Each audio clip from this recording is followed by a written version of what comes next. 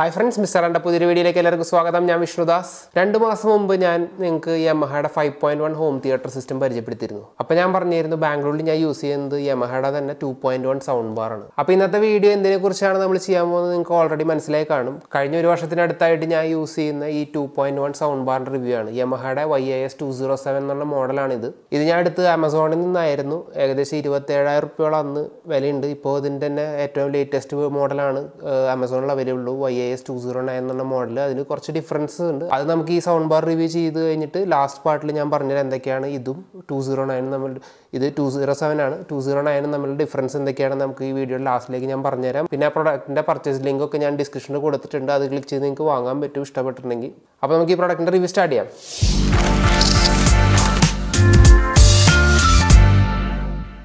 അപ്പോൾ ഈ ഒരു പ്രൊഡക്റ്റിൻ്റെ അൺബോക്സിങ് വീഡിയോ ഇല്ല, കാരണം ഞാനിത് വാങ്ങിയിട്ട് ഏകദേശം ഒരു വർഷത്തോളമായി. നമ്മൾ ഈ ചാനൽ തുടങ്ങുന്നതിന് മുമ്പൊക്കെയാണ് ഞാൻ ഈ ഒരു പ്രൊഡക്റ്റ് വാങ്ങുന്നത്. അപ്പോൾ ഇതിന് മുന്നത്തെ യമഹയുടെ 5.1 ഹോം തിയേറ്റർ ചെയ്തപ്പോഴും ഞാനത് അൺബോക്സിങ് വീഡിയോ ചെയ്തിട്ടില്ല, കാരണം ഞാൻ അത് ഒരു വർഷം 2 വർഷത്തിനടുത്ത് യൂസ് ചെയ്യുന്ന പ്രൊഡക്റ്റാണ്. അപ്പോൾ ഒരു റിവ്യൂ വീഡിയോ മാത്രമായിട്ടാണ് ചെയ്തത്. അപ്പോൾ അതുകൊണ്ട് തന്നെയാണ് ഈ ഒരു പ്രൊഡക്റ്റിൻ്റെയും റിവ്യൂ വീഡിയോ ഞാൻ ചെയ്യാൻ തീരുമാനിച്ചത്. ഈ ഒരു പ്രൊഡക്റ്റ് വാങ്ങുമ്പോൾ അതിൻ്റെ ബോക്സിൽ കിട്ടുന്നത് സ്പീക്കർ സിസ്റ്റം, അതേപോലെ തന്നെ സബ് വൂഫർ, രണ്ടും 100 വാട്ട്സിൻ്റെയാണ്. പിന്നെ 2 പവർ കോഡ്, അതായത് സ്പീക്കറിനും തനിയാണ് സബ് വൂഫറിനും തനിയായിട്ടുള്ള പവർ കോഡ് ഉണ്ട്. രണ്ടും സെയിം മോഡൽ തന്നെയാണ്. പിന്നെ ഒരു ഒപ്റ്റിക്കൽ ഇൻപുട്ട് വയർ, പിന്നെ ഇതിൻ്റെ റിമോട്ട് കൺട്രോളറാണ് സൗണ്ട് ബാറിൻ്റെ. അതല്ലാതെ മാനുവൽ, ഇത്രയും കട്ടിയുള്ള മാനുവലാണ്. എല്ലാ ഭാഷയും അവൈലബിൾ ഉണ്ട് ഇതിൽ. പിന്നെ ഇതിൽ HDMI ഇൻപുട്ട് ഉണ്ട്, പക്ഷേ HDMI കേബിൾ ഈ ഒരു സൗണ്ട് ബാറിൻ്റെ കൂടെ വരുന്നില്ല. അത് നമ്മൾ തനിയായിട്ട് വാങ്ങണം. പിന്നെ ഈ ഒരു സബ് വൂഫറും സൗണ്ട് ബാറും തമ്മിൽ കണക്ട് ചെയ്യാൻ ബ്ലൂടൂത്ത് ആണ് യൂസ് ചെയ്തേക്കുന്നത്, വയറില്ല. അപ്പോൾ വയർലെസ് സബ് വൂഫറാണ്. 4.1 ആണ് ബ്ലൂടൂത്ത് വേർഷൻ. അപ്പോൾ നമുക്ക് ഈ സൗണ്ട് ബാറിൻ്റെ ഫീച്ചേഴ്സും ബാക്കിയുള്ള ഇൻപുട്ട് രീതികൾ എന്തൊക്കെയാണെന്ന് നോക്കിയോ, എന്നിട്ട് എങ്ങനെയുണ്ട് ഇതിൻ്റെ സൗണ്ട് ക്വാളിറ്റി എന്നൊക്കെ ഒന്ന് ചെക്ക് ചെയ്ത് നോക്കാം.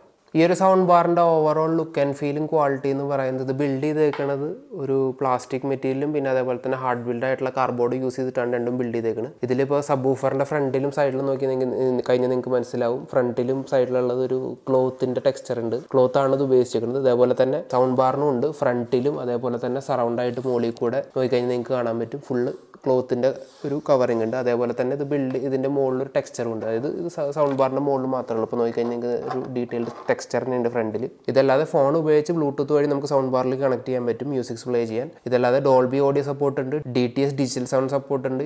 ഇതല്ലാതെ ഏറ്റവും ലേറ്റസ്റ്റ് ആയിട്ടുള്ള DTS വിർച്വൽ എക്സ് എന്ന് പറഞ്ഞ സപ്പോർട്ടും കൂടിയിട്ടുണ്ട്. അതായത് ഇപ്പോൾ ഒരു ആംബിയൻ സൗണ്ട് ക്രിയേറ്റ് ചെയ്യാനൊക്കെ ആയിട്ടാണ് ആ ഒരു ഫീച്ചർ യൂസ് ചെയ്യുന്നത്. ഇപ്പോൾ ഒരു മഴ പെയ്യുന്ന സൗണ്ട് ആണെങ്കിൽ മുകളിൽ നിന്ന് സൗണ്ട് വരുന്ന പോലെ ഈ ഒരു സ്പീക്കറിന് പ്രൊജക്റ്റ് ചെയ്യാൻ പറ്റും. അപ്പോൾ അതാണ് DTS വിർച്വൽ എക്സ് എന്ന് പറഞ്ഞത്. അത് നമുക്ക് സെറ്റിങ്സിൽ മാറ്റാനും പറ്റും. അപ്പോൾ അതിനായിട്ട് അവരുടെ ആപ്പും ഉണ്ട്. ആ ഒരു ആപ്പ് വെച്ച് യമഹയുടെ ആപ്പ് ഉണ്ട്, അത് വെച്ച് നമുക്ക് കൺട്രോൾ ചെയ്യാൻ പറ്റും. പിന്നെ 4K HDR വീഡിയോ ട്രാൻസ്മിഷനും ചെയ്യാൻ പറ്റും ഈ ഒരു സബ് വൂഫർ വെച്ചിട്ട്, ഈ ഒരു സൗണ്ട് ബാർ വെച്ചിട്ട്. കാരണം HDMI ഇൻപുട്ടിനുള്ള സ്ലോട്ട് ഉണ്ട്, അതേപോലെ തന്നെ HDMI ആർക്ക് സ്ലോട്ട് ഉണ്ട്.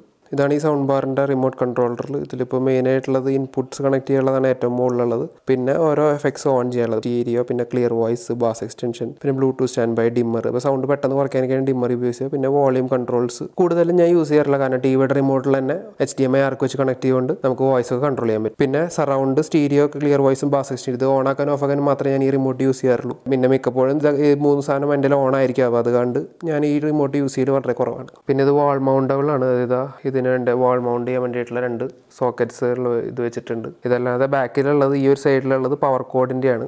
ഈ സൈഡിലാണ് ഇതിൻ്റെ എല്ലാ ഇൻപുട്ട്സും വരുന്നത്. അതായത് HDMI ഇൻപുട്ട്സ് ആണ്. അതായത് നിങ്ങളുടെ ബ്ലൂറേ പ്ലെയർ അല്ലെങ്കിൽ പ്ലേ സ്റ്റേഷൻ അങ്ങനത്തെ കാര്യങ്ങളൊക്കെ ഇൻപുട്ട് കൊടുക്കാനുള്ളതാണ് ഇത്. HDMI ആർക്ക് എന്ന് പറഞ്ഞു കഴിഞ്ഞാൽ ഇത് TVയിലേക്ക് കൊടുക്കേണ്ടത്. അതായത് TVയുടെ തന്നെ ആർക്ക് ഔട്ട്പുട്ട്, ആർക്ക് HDMI പോർട്ട് ഉണ്ടാവും. അതിലിത് ഈ ഒരു ഔട്ട്പുട്ട് കൊടുത്തു കഴിഞ്ഞാൽ TV എടുത്ത സൗണ്ടും ഈ ഒരു ഇതിൽ പ്ലേ ചെയ്യും. പിന്നെ TVയുടെ റിമോട്ട് കൺട്രോളിൻ്റെ വോയിസ്, അതായത് വോളിയം വെച്ചിട്ട് തന്നെ ഈ ഒരു സൗണ്ട് ബാറും കൺട്രോൾ ചെയ്യാൻ പറ്റും. പിന്നെ അനലോഗ് ഇൻപുട്ട്, ഒപ്റ്റിക്കൽ ഇൻപുട്ട്, ഇതും TVയിൽ തന്നെ ഇൻപുട്ടാണ്. അത് അല്ലെങ്കിൽ DVD പ്ലേയേഴ്സിനൊക്കെ ഒപ്റ്റിക്കൽ ഇൻപുട്ട് ഉണ്ട്, അപ്പോൾ അത് കണക്ട് ചെയ്യാനുള്ളതാണിത്. പിന്നെ ഇത് പെൻ ഡ്രൈവിൻ്റെ ഇൻപുട്ടാണ്. അത് പെൻ ഡ്രൈവ് ഒന്നും മൂവീസ്, വീഡിയോ, ഓഡിയോസൊന്നും പ്ലേ ആവില്ല. ഇത് അപ്ഡേഷന് വേണ്ടി മാത്രമാണ്. അപ്പോൾ ഇത് കുറേ കാര്യങ്ങൾ സോഫ്റ്റ്വെയർ വെച്ചിട്ടാണ് കൺട്രോൾ ചെയ്യുന്നത്. അപ്പോൾ അതിൻ്റെ അപ്ഡേറ്റ്സ് വരുമ്പോൾ ഇൻസ്റ്റാൾ ചെയ്യാനുള്ളത് ഇത് ഉപയോഗിച്ചിട്ടാണ്. അപ്പോൾ അതിൻ്റെ എങ്ങനെ ഇൻസ്റ്റാൾ എന്നുള്ള ഡീറ്റെയിൽസൊക്കെ ഇതിൻ്റെ മാനുവലിൽ കൊടുത്തിട്ടുണ്ട്.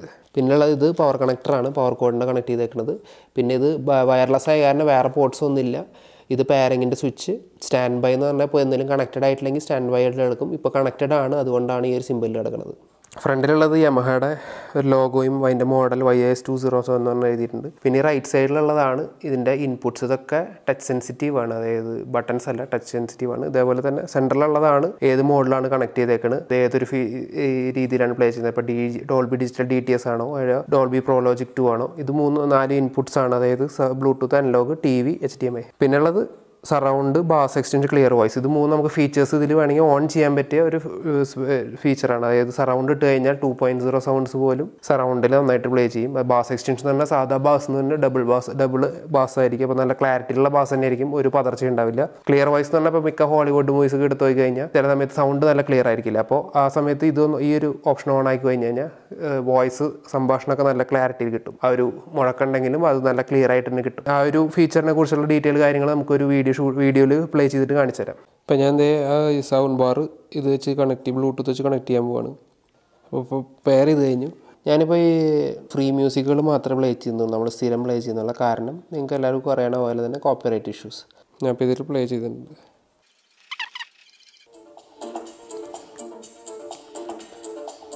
ഞാൻ സൗണ്ട് റിമോട്ട് ഉപയോഗിച്ച് കൂട്ടിട്ടെ. സബ്വൂഫറിൻ്റെ സൗണ്ട്, സബ്വൂഫർ ഫുള്ളാക്കി.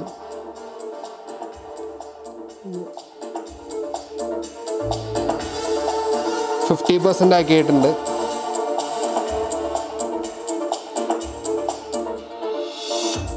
കൂട്ടാണ് 80%, 90%.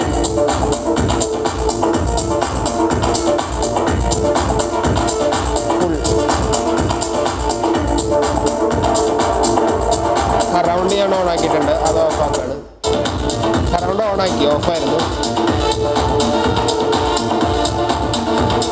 ബാസ് എക്സ്റ്റൻഷൻ ഓഫ് ചെയ്യണം. സ്റ്റീരിയോ ഓഫാക്കി, സറൗണ്ട് ഓഫാക്കി. സൗണ്ട് ഞാൻ വീണ്ടും പഴയ പോലെ 50% ആക്കി. നമുക്ക് പാട്ടൊന്ന് മാറ്റി വെക്കാം. പാട്ട് നമ്മളിതിന് മുമ്പത്തേൽ ഞാൻ കാണിച്ചിരുന്നു. ബസ ബീറ്റ് എന്ന് പറഞ്ഞ സൗണ്ട്, ഭയങ്കര ബാസുള്ള. നമുക്കതൊന്ന് പ്ലേ ചെയ്ത് നോക്കാം. പാട്ട് മാറ്റി. ഇപ്പോൾ ബാസ് എക്സ്റ്റൻഷൻ ഓഫാണ്, സറൗണ്ട് ഓഫാണ്. നമുക്ക് വോളിയം കൂട്ടിയിട്ട് സറൗണ്ട് കൂടെ ഓണാക്കാം.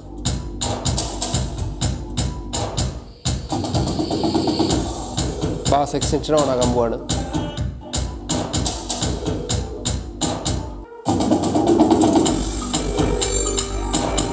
%70-80% വോളിയം ആയിട്ടുള്ളൂ. ഫോണിൽ ഫുള്ളാക്കിയിട്ടില്ല. ഇപ്പോൾ പാട്ടിൻ്റെ മ്യൂസിക് നമുക്ക് എത്ര നമുക്കിനി വീഡിയോ പ്ലേ ചെയ്യുമ്പോൾ എന്താണ് മറ്റേ ക്ലിയർ വോയിസ് എന്നുള്ളത് ഞാൻ പറഞ്ഞു തരാം. ഒരു വീഡിയോ എടുക്കട്ടെ ഏതെങ്കിലും.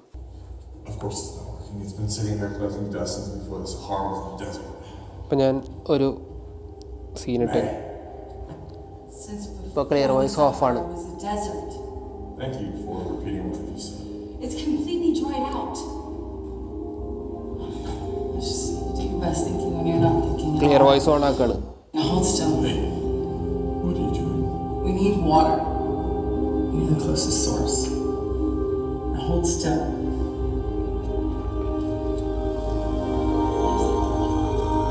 In our own hands, it won't bring. Clear voice on ആണ്. ഇപ്പോൾ ഓഫാക്കാം. It will unite all our kingdoms above and below. Use my power. You must prove your worth. Journey beyond the ഇപ്പോൾ clear voice on ആക്കി. ഇപ്പോൾ ഓഫാക്കാം. inside the bottle for the charted path. Only in the hands of the true ഇപ്പോൾ clear voice വീണ്ടും on ആക്കുക. can he truly see.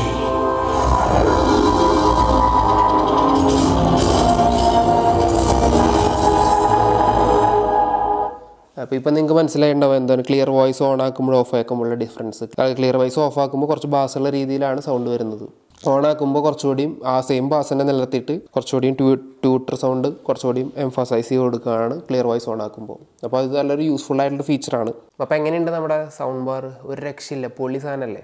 അപ്പോൾ ഇതിൻ്റെ sound ക്വാളിറ്റിയും ഈ ഒരു സബ് ഊഫറിൻ്റെ പെർഫോമൻസ് നിങ്ങൾക്ക് എത്രത്തോളം മനസ്സിലാവുണ്ടെന്ന് എനിക്കറിയില്ല ഈ ഒരു വീഡിയോയിലൂടെ. ഇതിപ്പോൾ ഈ ഒരു ഓഡിയോയും ഈ ഒരു ക്വാളിറ്റി അനുഭവമെങ്കിൽ ലൈവായിട്ട് കേൾക്കുക തന്നെ വേണം. ഇപ്പം എൻ്റെ എക്സ്പീരിയൻസ് ആണ് ഞാൻ ഈ വീഡിയോയിലൂടെ ഷെയർ ചെയ്യുന്നത്. ഒരു രക്ഷയില്ലാത്ത സൗണ്ട് ബാറാണ്. കഴിഞ്ഞ ഒരു വർഷത്തോളമായി ഞാൻ യൂസ് ചെയ്യുന്നത്. ഞാനന്ന് വാങ്ങിയത് 27,000 രൂപയ്ക്കാണ്. ഈ മോഡൽ ഇപ്പോൾ കറൻ്റ് മാർക്കറ്റിൽ അവൈലബിൾ അല്ല. ഇവരുടെ തന്നെ 209 എന്ന് പറഞ്ഞ മോഡലാണ്. ഇതിൻ്റെ കുറച്ചുകൂടി അപ്ഗ്രേഡഡ് വേർഷനാണ്. ഏകദേശം 10,000 രൂപ ഡിഫറൻസ് ഉണ്ട്. 36,000 രൂപ അടുത്ത് വില വരുന്നുണ്ട്. ആ ഒരു മോഡലിൻ്റെ പർച്ചേസ് ലിങ്ക് ഞാൻ ഡിസ്ക്രിപ്ഷനിൽ കൊടുക്കുന്നുണ്ട്. താല്പര്യമായിരിക്കും നോക്കിയിട്ട് വാങ്ങാവുന്നതാണ്. ഇപ്പോൾ സെയിലൊക്കെ നടക്കുന്നുണ്ട് ആമസോണിൻ്റെ. അപ്പോൾ അതിൽ 207 209 തമ്മിലുള്ള ഡിഫറൻസ് എന്താ മെയിനായിട്ട് വരുന്നതെന്ന് വെച്ച് കഴിഞ്ഞാൽ ഫീച്ചേഴ്സ് കുറച്ചുകൂടി അപ്ഗ്രേഡ് ആണ്. അതേപോലെ തന്നെ ബിൽഡിനായിട്ട് അലക്സ വരുന്നുണ്ട്, ആമസോണിൻ്റെ മ്യൂസിക്. അതല്ലാതെ സ്പോട്ടിഫൈ വരുന്നുണ്ട്. പിന്നെ വൈഫൈ സർട്ടിഫൈഡ് ആണ്. അപ്പോൾ ഡയറക്റ്റായിട്ട് വൈഫൈയിൽ നിന്ന് സ്ട്രീം ചെയ്യാൻ പറ്റും. അതായത് ഇപ്പോൾ അലക്സ ഉപയോഗിച്ചിട്ട് ആമസോൺ മ്യൂസിക്കിൽ നിന്ന് ഓഡിയോ ഒക്കെ പ്ലേ ചെയ്യാം വൈഫൈ ഉപയോഗിച്ചിട്ട്. ഇതിന് വൈഫൈ കണക്ടിവിറ്റി ഇല്ല, ബ്ലൂടൂത്ത് മാത്രമേ ഉള്ളൂ. പിന്നെ ബ്ലൂടൂത്ത് വേർഷൻ 5.0 ആണ് യൂസ് ചെയ്തേക്കുന്നത്.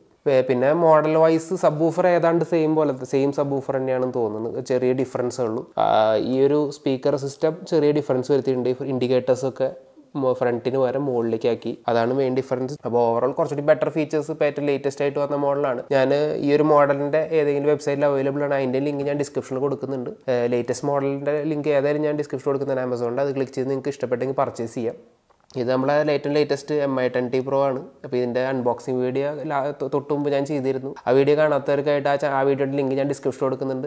കാണേണ്ടതാണ്. അപ്പോൾ ഈ ഒരു ഫോണിൻ്റെ ഡീറ്റെയിൽഡ് റിവ്യൂ ഞാനൊരു 10 ദിവസം കഴിഞ്ഞ് ഇടുന്നുണ്ട്. അതിൽ ക്യാമറയുടെ എല്ലാ ഭാഗവും ഞാൻ കവർ ചെയ്യുന്നുണ്ട്. അതേപോലെ തന്നെ ഗെയിമിൻ്റെയും ഫുൾ ഡീറ്റെയിൽസ് കവർ ചെയ്യുന്നുണ്ട്. അപ്പോൾ ആ വീഡിയോ അപ്ലോഡ് ചെയ്യുമ്പോൾ അതും കാണാൻ മറക്കരുത്. അപ്പോൾ ഈ വീഡിയോ എല്ലാവർക്കും ഇഷ്ടപ്പെട്ട് കാണുന്നതായിരിക്കുന്നെങ്കിൽ ലൈക്ക് ചെയ്ത് ഷെയർ ചെയ്യുക. കൂടാതെ ഈ ചാനൽ ആദ്യമായിട്ടാണ് കാണുന്നതെങ്കിൽ സബ്സ്ക്രൈബ് ചെയ്ത് ബെല്ലൈക്കൺ നോട്ടിഫിക്കേഷൻ ഓൾ എന്ന് എനേബിൾ ആക്കിയാൽ മാത്രമേ ഞാൻ അപ്ലോഡ് ചെയ്യുന്ന പുതിയ പ്രൊഡക്റ്റ് അൺബോക്സിംഗ് വീഡിയോസ് അതേപോലെ തന്നെ ടെക് റിവ്യൂസ്, റിവാർഡ്സ്, ആപ്സിൻ്റെ വീഡിയോസിൻ്റെ നോട്ടിഫിക്കേഷൻ നിങ്ങൾക്ക് ഉടനടി വരികയുള്ളൂ. അപ്പോൾ അടുത്തൊരു വീഡിയോയിൽ വീണ്ടും കാണാം.